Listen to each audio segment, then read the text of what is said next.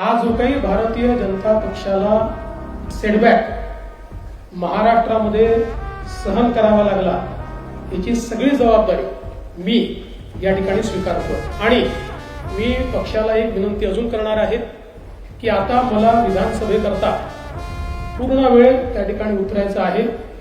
त्याच्यामुळे मी भारतीय जनता पक्षाच्या शीर्षस्थ नेतृत्वाला ही विनंती करणार आहे की त्यांनी मला सरकारमधनं मोकळं करावं आणि पक्षामध्ये पूर्ण वेळ काम करण्याची त्यांनी संधी द्यावी, जेणेकरून ज्या काही कमतरता राहिल्या आहेत त्या कमतरता पूर्ण करण्याच्या दृष्टीने मला माझा पूर्ण वेळ देता येईल. अर्थात बाहेर राहिलो तरी सरकारमध्ये जे काही आम्हाला करायचं आहे ते आमची टीम करेल, त्याच्यासोबत मी असणारच आहे.